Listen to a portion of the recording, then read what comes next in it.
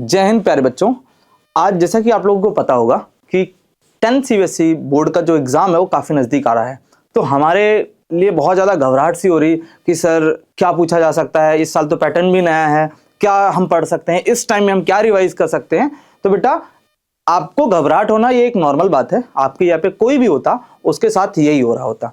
तो अभी सबसे पहले हमको करने की ये ज़रूरत है बेटा कि हम अपने जो बोल सकते हो घबराहट है उसको थोड़ा नॉर्मलाइज करें, या थोड़ा सा आप बोल सकते हो थोड़ा रेस्ट लेके हमने साल भर उस चीज के लिए मेहनत की है, तो उससे बाहर क्या ही पूछा जाएगा, और जो कुछ भी बच जाएगा, जो कुछ भी रह गया, वो आज के हम वीडियो में हम कवर करने वाले हैं कि लास्ट मोमेंट में हम क्या पढ़ के जाएं या क्या रिवाइज करके जाएं जो हमारे एग्जाम में आए। तो बेटा सबसे पहले हम क्या देखेंगे, जो भी यहाँ पे है, जो भी मैं अगले 10 मिनट 15 मिनट आपको ये बातें बताने वाला हूं उसको ध्यानपूर्वक सुनेंगे ताकि हम इसमें आगे बहुत बढ़िया से अपना एग्जाम दे सकें। तो सबसे पहले बेटा हम क्या देखेंगे कि हमारे पास जो चैप्टर वाइज एनालिसिस है, पहले कुछ चैप्टर्स जो हैं जो हमारे पास सीबीएसई में हर साल जो ये चैप्टर्स आए हैं इनमें हमने क्या देखा है, इसके ध्यान से सुनिएगा बच्चों कि चैप्टर वाइज क्या क्या वेटेज है हमारे पास। क्या देखा हमने कि चैप्टर वाइज क्या क्या वेटेज है हमारे पास। तो जैसे पहला चैप्टर वो 6 मार्क्स से अप्रॉक्स आता है, अभी तक के 4-5 साल के पेपर के ट्रेंड्स के हिसाब से हम देख रहे हैं। दूसरा क्या है हमारे पास, एसिड बेस एंड सॉल्ट। बेटा इसके ज्यादा मार्क्स नहीं आते, 3 to 4 मार्क्स ही आ पाते हैं, ध्यान से देखिएगा,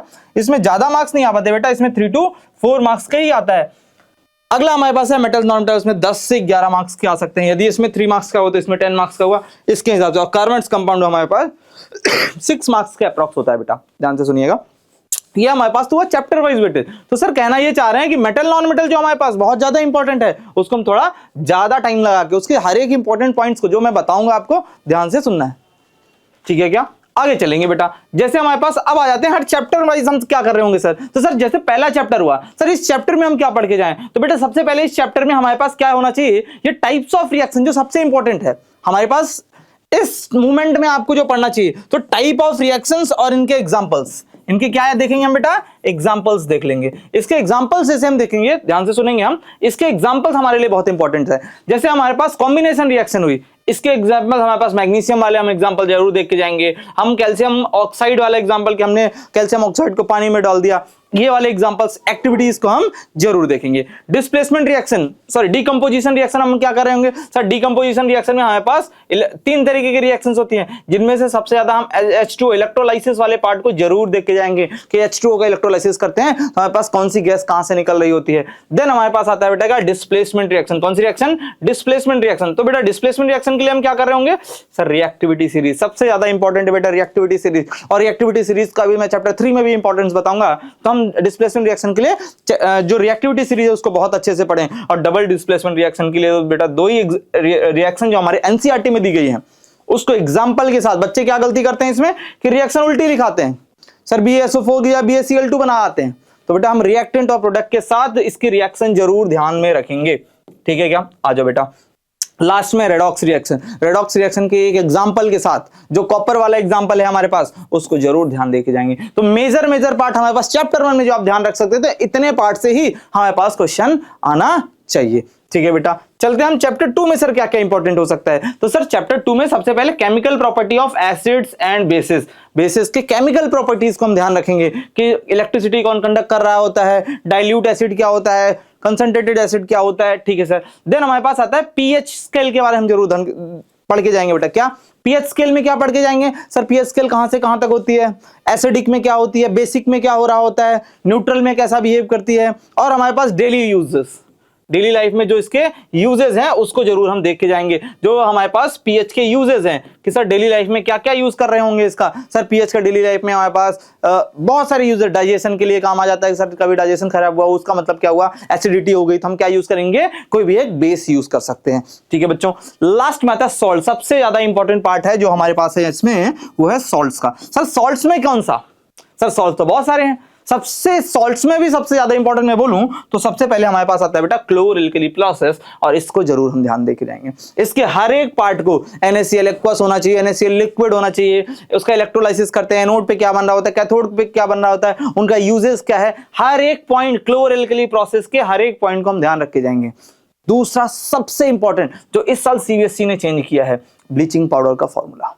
बेटा हमारे पास क्या है, सीबीएसई ने इस बार क्या किया है, एनसीईआरटी जो जब बोला जाए एनसीईआरटी ने चेंज किया है वो है ब्लीचिंग पाउडर के फॉर्मूले को। तो सर वहां पे लिखा है CaOCl का होल ट्वाइस प्लस CaCl2। ये रिएक्शन जरूर हम देख के जाएंगे। जब इस बार एनसीईआरटी में नए तरीके से लिखा गया है तो बहुत ज्यादा चांस है कि इससे रिएक्शन हमसे पूछी जाए, ठीक है क्या।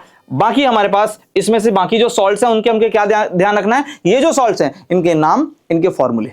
ये जो सॉल्ट्स है जैसे बेकिंग सोडा हुआ, इसका फॉर्मूला क्या होता है, बेकिंग पाउडर क्या होता है, उसको कैसे बना रहे होते हैं, या वॉशिंग सोडा क्या होता है, उसके फॉर्मूले। इन तीनों में हम फॉर्मूले या यूज देख के चल जा सकते हैं, इसमें दिक्कत नहीं होगी। लेकिन इस वाले पार्ट से हमको बहुत ज्यादा इंपॉर्टेंट है, सबसे ज्यादा इंपॉर्टेंट तो क्लोरेल की process, and second most important हमारे पास क्या होगा, ब्लीचिंग पाउडर को जरूर ध्यान रख के जाना है, ठीक है बेटा।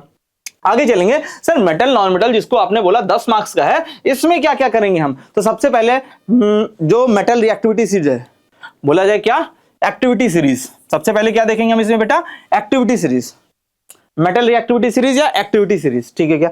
एक्टिविटी सीरीज हम अच्छे से याद करके जाएंगे। देन हमारे पास क्या आता है, extraction of metal with equation. जैसे कि हमारे पास कॉपर में सेल्फ रिडक्शन होता है, कॉपर सेल्फ रिडक्शन होता है। बीच में हमारे पास एक आती है थर्माइट रिएक्शन के, एल्यूमिनियम हमारे पास जब होता है Al2O3 के फॉर्म में, तो उसमें क्या यूज करते हैं हम, आयरन यूज कर लेते हैं। या Fe2O3 होता है, उसमें हम सॉरी बेटा, यदि हमारे पास Al2O3 Fe2O3 हो रहा होता है, उसमें एल्यूमिनियम रिएक्ट करके क्या बना लेता है, Al2O3 ये बन रहा होता है, प्लस Fe बन रहा होता है। हाँ जी सर, तो इसलिए थर्माइट रिएक्शन हम थोड़ा ध्यान से रख के जाएंगे। तो मेटल जो एक्सट्रैक्शन ऑफ मेटल आप पढ़ रहे हो उसमें रिएक्शन जरूर से जरूर देखना। और सबसे ज्यादा इंपॉर्टेंट मैं रिएक्शन को ही बोलूंगा, तो सबसे पहले कॉपर की सेल्फ रिडक्शन रिएक्शन, दूसरी हमारे पास थर्माइट रिएक्शन है, जिसको हम बहुत अच्छे तरीके से देख के जाएंगे। ओके बेटा, चलो आ जाते हैं अगला हमारे पास पार्ट। इसमें से क्या क्या सवाल पूछा जा सकता है, हमारे पास कोरोजन से सवाल पूछा जा सकता है, एलॉय से पूछा जा सकता है, इलेक्ट्रोलाइटिक रिफाइनिंग, ये एक बहुत इंपॉर्टेंट पार्ट है। इलेक्ट्रोलाइटिक रिफाइनिंग एक बहुत इंपॉर्टेंट पार्ट है जिसको हम जरूर से जरूर करके जाएंगे चैप्टर 3 में, ठीक है क्या बेटा। आयनिक कंपाउंड सबसे पहले, फिर उसके बाद क्या आता है बेटा, आयनिक कंपाउंड। अब हमारे पास जो XYZ वाले सवाल बन रहे होते हैं, तो सबसे पहले तो किसमें बनेंगे, आयनिक कंपाउंड में। एक मेटल X है, एक कंपाउंड X है, जो क्या कर रहा होगा, इलेक्ट्रॉन लूज कर रहा होगा, तो इलेक्ट्रॉन लूज करने के सेंस से हम उठा के लाएंगे, यानी ये मेटल हो सकता है। तो इस तरीके के सवाल हम इस चैप्टर में बन रहे होंगे, तो किससे बन सकते हैं, आयनिक कंपाउंड से बन रहे होते हैं, जिसको हम अच्छे से ध्यान से करके जाएंगे। ओके बेटा, आगे चलते हैं। जैसे ही हम आगे चलेंगे, carbon and compound.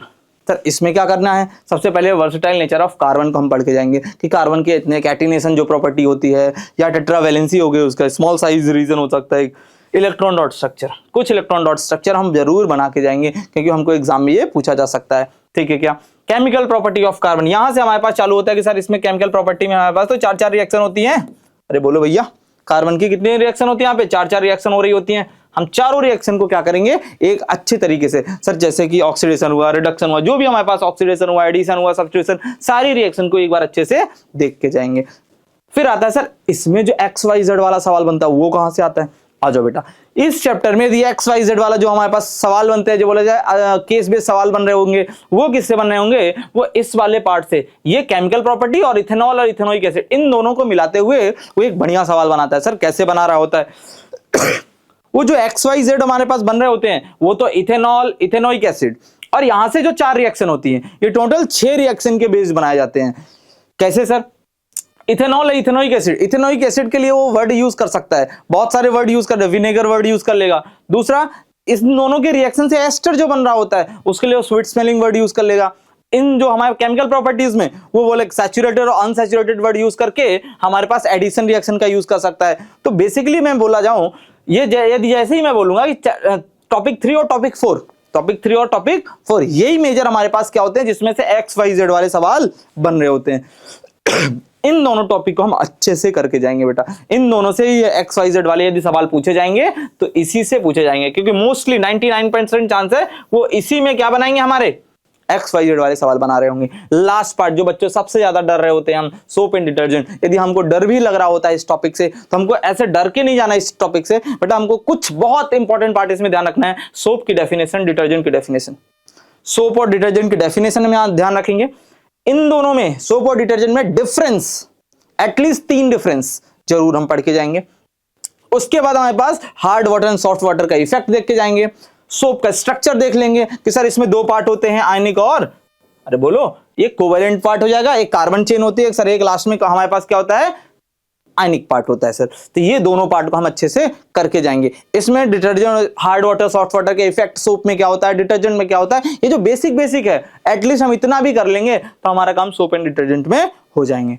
I hope कि आपको चारों चैप्टर से रिलेटेड जो भी टॉपिक्स जो इंपॉर्टेंट जो अभी आप कर सकते हो वो आपको समझ में आ गए होंगे। अब ये आपने टॉपिक्स तो पढ़ लिए, इसके साथ साथ हमको कुछ और चीजों की जरूरत होती है सर। वो क्या है? सबसे पहला है सैंपल पेपर को प्रैक्टिस करना है। सर सैंपल पेपर तो हमने बहुत सारे लगा लिए। नहीं बेटा, आपको सैंपल पेपर लगाते समय टाइम मैनेजमेंट का भी ध्यान रखना है। सर टाइम मैनेजमेंट का ध्यान रखने का मतलब क्या हुआ कि आप ये जो पेपर है वो 3 घंटे में ही कर रहे हो।